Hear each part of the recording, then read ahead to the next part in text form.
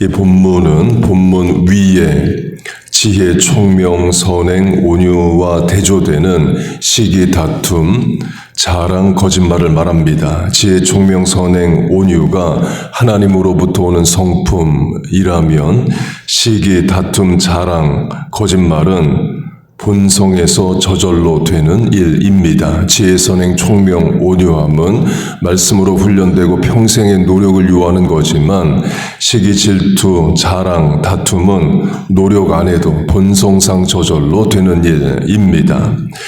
어제 예수님의 제자들 간에 갈등이 있었다. Who is the head? 누가 크냐를 놓고 모두가 분노하고 다퉜다를 강조했습니다. 안 싸우는 것은 절제하고 노력해야 됩니다. 싸우는 것은 순간의 기분 감정 다 드러내면 어렵지 않게 싸울 수 있어요.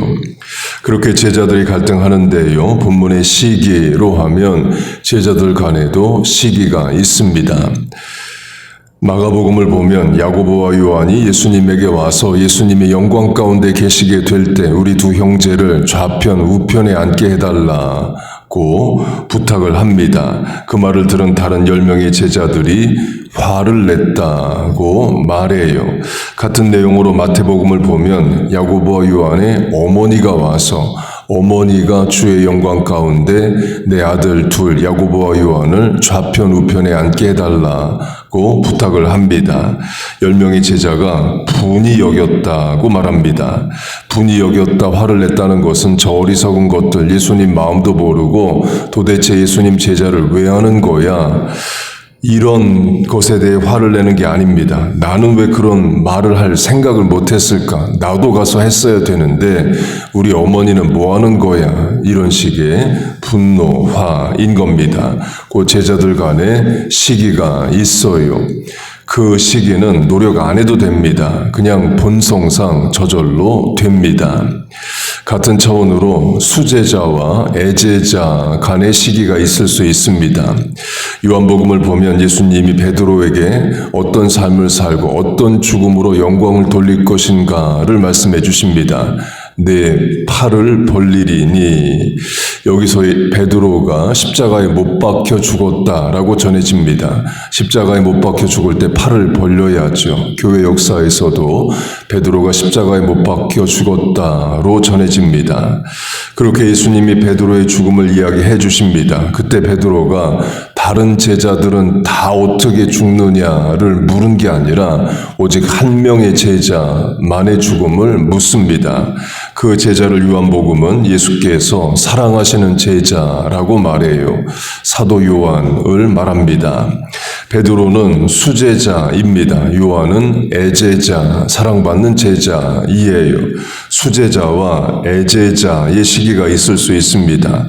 부모 자녀로 하면 첫째 자녀가 수제자라면 둘째나 막내는 애제자, 내리사랑받는 제자일 수 있습니다. 첫째가 막내를 시기할 수 있죠. 나이 차이가 적을수록 연년생일수록 2살 차이일수록 더 심할 수 있습니다.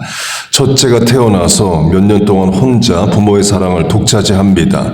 그러다 어느 날 동생이 생겨요. 동생이 갓난아기니까 부모가 더 관심을 갖고 또 엄마 옆에서 자는 권세도 갓난아기 동생에게 뺏길 수 있습니다.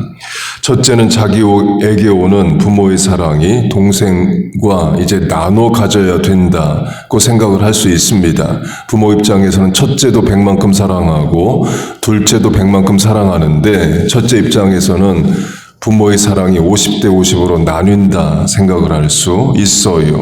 그러면 형제 간에 시기할 수 있죠. 수제자 베드로가 애제자 요한을 시기할 수 있습니다.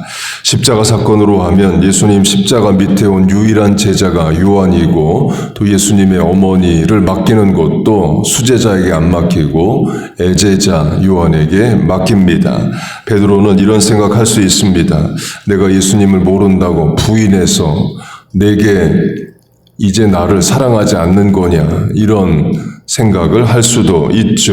Who is the head? 누가 크냐로 하면 당연히 수제자 베드로가 큽니다. 근데 누가 가장 사랑을 많이 받느냐? 그러면 그건 베드로가 아니라 요한이에요. 그때 수제자와 애제자 간에 갈등이 있을 수 있습니다. 강조점은 예수님의 제자들이 인격이 온전해서 제자가 된 게 아니라는 거예요. 우리와 같은 똑같은 성정의 성품의 사람들입니다. 공생의 3년으로 대표되는 제자 훈련이 제자를 제자로 만든 거지, 제자들의 타고난 성품이 완벽해서 예수님이 제자로 뽑으신 게 아니에요. 130년 전에 한국에 온 미국 선교사들도 마찬가지입니다. 최초로 온 목사 선교사가 언더우드 아펜젤러입니다. 언더우드 26세의 미혼, 아펜젤러 27세의 미혼입니다. 지금 우리 나이에서 보면 굉장히 젊고 그런 나이죠. 한국에 왔던 선교사들이 미국에서 담임 목회 경험이 있다거나 나이가 40대거나 한 게 아니었습니다. 20대 중반 분들이 왔어요.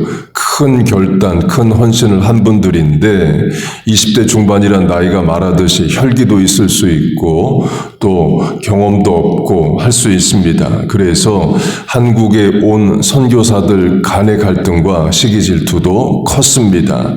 대표적인 것이 언더우드와 마페 선교사이에요. 언더우드는 제일 먼저 한국에 왔고 한양, 서울에 있습니다. 제일 먼저 왔다는 것은 엄청난 권세입니다. 그러니까 미국이 아폴로 우주선을 통해서 달 착륙을 했을 때 한 명 닐 암스트롱만 내린 게 아닙니다. 같이 갔던 우주인들 다 내렸는데 우리는 처음 내린 닐 암스트롱만 기억하죠. 두 번째 누가 내렸는지는 또 관심도 없고 알지도 않습니다. 그렇게 먼저 온 언더우드의 입지가 큽니다. 반면에 마펫은 늦게 왔지만 평양에 가서 신학교를 세웁니다. 한인 목회자 양성은 서울에서 안 되고 다 평양에서 돼요. 그럼 서울 선교사와 평양 선교사 간에 파워 게임이 있을 수 있습니다. 먼저 오고 서울에 있는 선교사와 늦게 왔지만 한인 목사들을 만들어내고 있는 신학교를 운영하는 선교사 중에 누가 더 큰 일을 했냐, 누가 더 영향력이 있냐, 이렇게 또 물어볼 수 있습니다. 길게 보면 신학교를 통해 목회자를 양성해온 선교사의 영향력이 더 클 수 있습니다. 언더우드가 교회 개척을 한다면 1년에 10개 개척하기 어렵죠. 한 달에 하나씩 교회가 만들어지질 않습니다.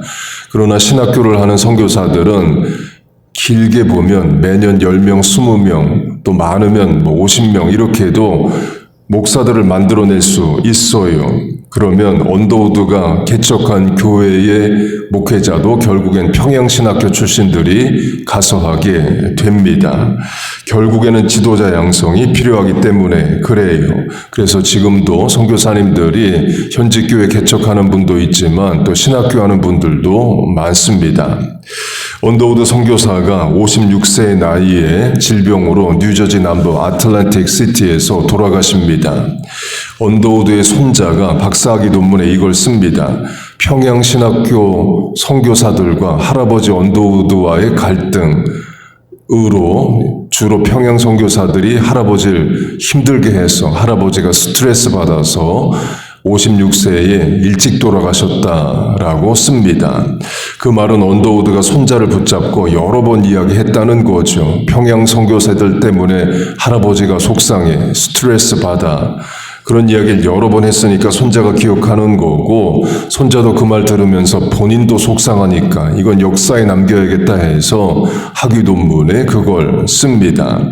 언더우드가 아들 붙잡고 그런 이야기를 한 게 했겠지만 손자, 어린 손자까지도 붙잡고 평양 선교사들 때문에 할아버지 속상해. 그런 말을 어린 손자에게 얼마나 많이 했으면 손자가 그걸 기억하고 논문에 쓰겠어요. 그 한국의 선교사들이 오는데 인격이 온전한 분들이 온 게 아닙니다. 우리와 똑같은 성정의 분들이 하나님을 향해 헌신하고 조선에 온 거예요. 우리 생각으로 하면 미국을 떠나 그 먼 한국에 왔으면 서로 협력하고 해야 되는데 도리어 갈등하고 시기합니다. 예수님의 제자들도 마찬가지이에요. 그러나 그럼에도 불구하고 부족함에도 불구하고 예수님을 따라가고 또 거듭나면서 일신 의신 성장하면서 사명 감당하는 겁니다.